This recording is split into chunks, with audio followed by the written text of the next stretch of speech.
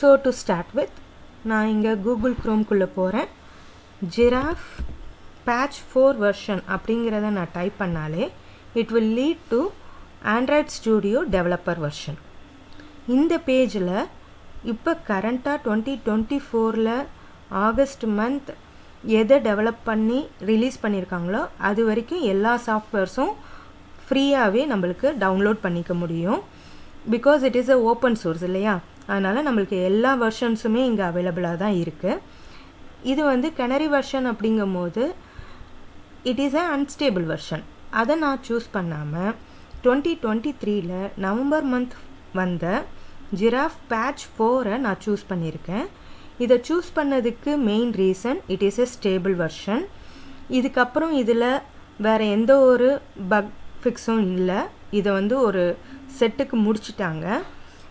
Next it is easy to download for 4 GB RAM laptops. நம்ம ஒரு 8 GB RAM இருந்ததுன்னா இதை ஈஸியாக ரன் பண்ண முடியும், சிஸ்டம் ஹீட் ஆகாது.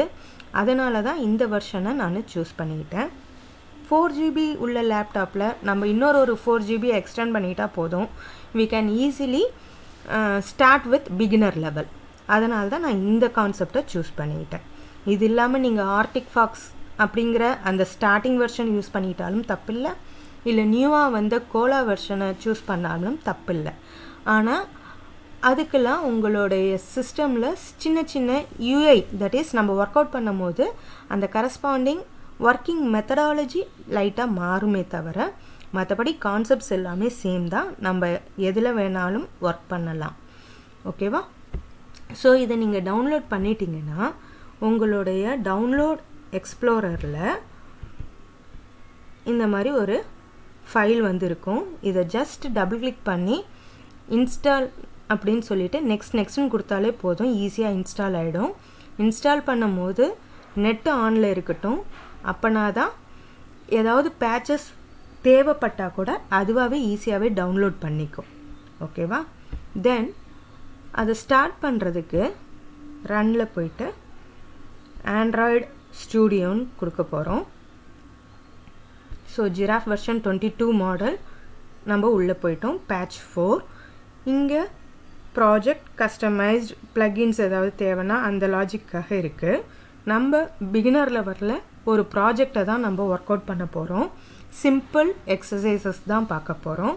ஸோ இன்சைட் ப்ராஜெக்ட் நியூவாக ஒரு ப்ராஜெக்ட் க்ரியேட் பண்ணலாம், இல்லைனா இருக்கிற ப்ராஜெக்டை ஓப்பன் பண்ணலாம். இந்த லாஜிக் தான் நம்மளுக்கு தேவைப்பட போகுது. இது இல்லாமல் என்னென்ன எஸ்டிகே, அதாவது நீங்கள் க்ரியேட் பண்ணுற இந்த ஆப் எந்த மாதிரி மொபைலில் ஒர்க் அவுட் பண்ண போகிறீங்க அதை பற்றி சொல்கிறது தான் எஸ்டிகே.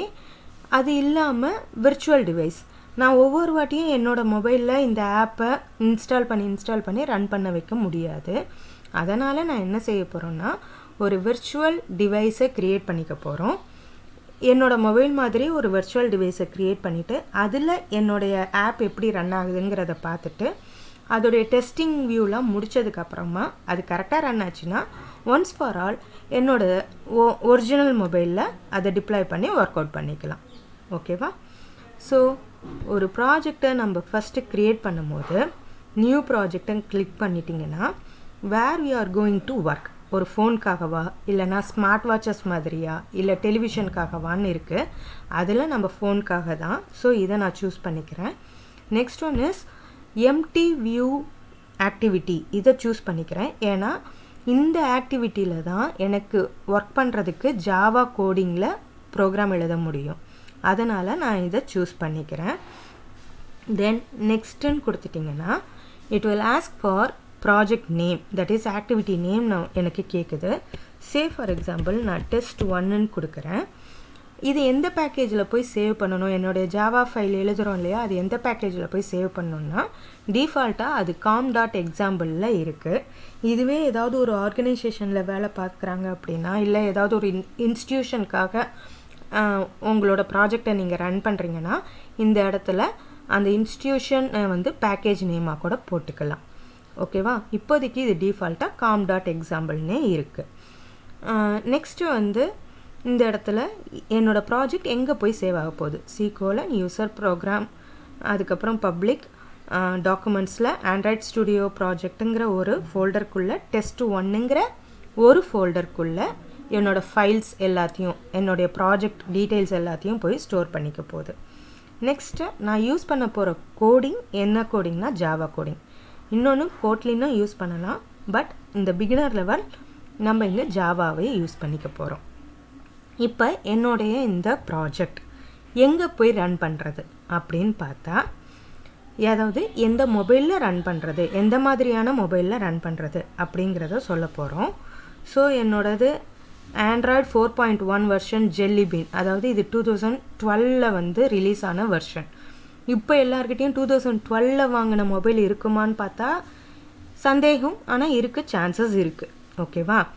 அதுவே கிட்கேட் அது 2014 வந்தது. இப்போ ரீசெண்டாக வாங்கினவங்ககிட்ட எல்லாமே ஆண்ட்ராய்டு 14 தான் ரன் ஆகிட்டு இருக்கும். ஸோ எனிஹவ் நம்மளோட ஆண்ட்ராய்டு அப்கிரேட் ஆகிட்டே தான் இருக்குது. மினிமம் லெவல் நம்ம எது வேணாலும் சூஸ் பண்ணிக்கலாம். நான் இந்த இடத்துல API 21 சூஸ் பண்ணிக்கிறேன். பிகாஸ் மேக்ஸிமம் 20 வரைக்கும் இருக்கிற லெவல் சிஸ்டம் யார்கிட்டையும் இருக்கிறதுக்கு சான்சஸ் இல்லை. பிகாஸ் எல்லாருமே வந்து அப்கிரேட் பண்ணிக்கிட்டே போகிறாங்க மொபைலுங்கிறதுனால 21 மினிமம் லெவலில் எல்லாருமே யூஸ் பண்ணுவாங்கங்கிற நம்பிக்கையில் நான் 21 சூஸ் பண்ணிக்கிறேன். லாலிபாப் வெர்ஷன்லேருந்து இருக்கிற மொபைல் எல்லாத்துக்குமே என்னோடய ஆப் ரன் ஆகணும். ஸோ அதுக்கப்புறம் இருக்கிற மார்ஷ்மெலோ, அதுக்கப்புறமா இருக்கிற நக்கட், ஓரியோ, பை, அதுக்கப்புறம் ஆண்ட்ராய்டு 10, 11, 12, 13, 14 வரைக்கும் என்னுடைய இந்த ஆப் ரன் ஆகும் அப்படின்னு சொல்கிறோம். ஓகேவா? தென் இங்கே ஃபினிஷ்னு கொடுத்துட்டிங்கன்னா எனக்கு ஆண்ட்ராய்ட் ஸ்டுடியோக்குள்ளே போயிட்டோம். இப்போ இங்கே அதுக்கு தேவையான ஃபைல்ஸ் எல்லாத்தையுமே ஃபஸ்ட்டாக அது டவுன்லோட் பண்ணிக்கும். ஸோ ஃபஸ்ட்டு டைம் நீங்கள் வந்து இந்த ஆப்பை ஒர்க் அவுட் பண்ணுறீங்க அப்படின்னா நெட்டை ஆன் பண்ணிவிட்டு அதுக்கப்புறமா இந்த ஒர்க்கை பண்ணுங்கள். தேவையான எல்லா பேக்கேஜஸையும் அது டவுன்லோட் பண்ணிக்க ஆரம்பிக்கும். ஓகேவா? இந்த மாதிரி நம்மளுக்கு டிப் கிடச்சிதுன்னா இதை ட்ரை பண்ணுங்கள், இல்லைன்னா க்ளோஸ் பண்ணிக்கலாம். So we have entered into the Android Studio.